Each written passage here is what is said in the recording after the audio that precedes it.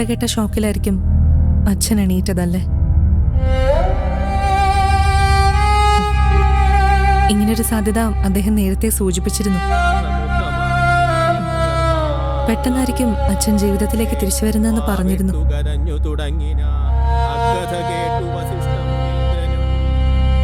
മന്ത്രിജനത്തോടും അൻപോടെഴുന്നള്ളി സന്താപമോടു തൊഴുതു ഭരതനും രോദനം കണ്ടരുൾ ചെയ്തു വസിഷ്ഠനും ഖേദം മതി കേളിതു കേവലം വൃദ്ധൻ ദശരഥനായ രാജാധിപൻ. മനോഹരേട്ടന് എന്നെ മനസ്സിലായോ? മനസ്സിലായെന്ന് തോന്നുന്നു. അച്ഛനെല്ലാം മനസ്സിലായി.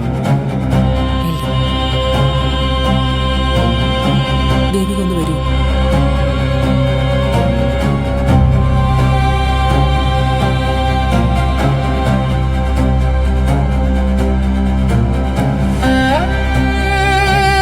എന്താ ദേവിയെ പറ്റിയത്? വിളിച്ചപ്പൊന്നും പറഞ്ഞില്ല.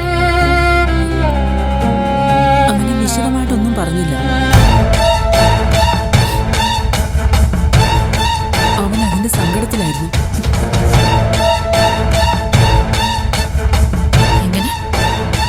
അല്ല, അവന്റെ തൊണ്ടയൊക്കെ ഇടറുന്നുണ്ടായിരുന്നു. വിവരം കേട്ടപ്പോ ഞാൻ തകർന്നു പോയി മോളെ.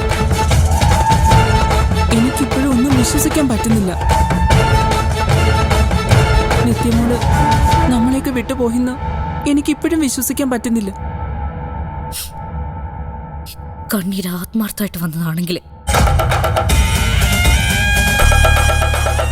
ഇനി കൂട്ടി നിങ്ങൾ ചെയ്യേണ്ടത് എന്താണെന്നറിയോ?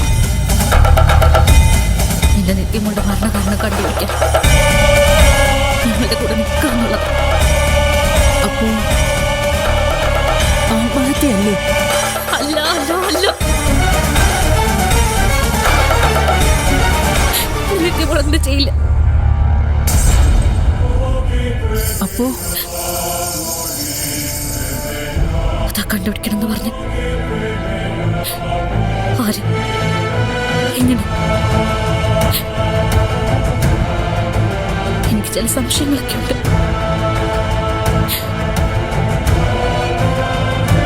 നിങ്ങളുടെ കൂടെ സഹായം ഉണ്ടെങ്കിൽ ഉത്തരം എനിക്ക് കുറച്ചുകൂടി വേഗത്തിൽ കണ്ടുപിടിക്കാൻ പറ്റും. ഞാൻ സഹായിക്കാം. സഹായിക്കണമല്ലോ. എന്റെ മരുമകളായിട്ട് വരാനിരുന്ന കുട്ടിയല്ലേ? ഞാൻ കൂടെ തന്നെ ഉണ്ടാവും. എന്തിനും.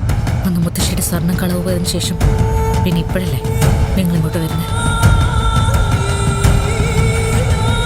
മുത്തശ്ശിയുടെ സ്വർണം കളവ് പോയെന്നോ? എപ്പോ? ഞാൻ അറിഞ്ഞില്ലല്ലോ. നിങ്ങൾക്കൊന്നും അറിയില്ല. എന്നാ എല്ലാം അറിയാം. എന്റെ മോളെ എനിക്ക് നന്നായിട്ട് യാത്ര അയക്കണമെന്നുണ്ട്. ചടങ്ങൊന്നും കഴിഞ്ഞിട്ട് നമുക്കൊന്ന് കാണണം. വിശദമായിട്ട് തന്നെ.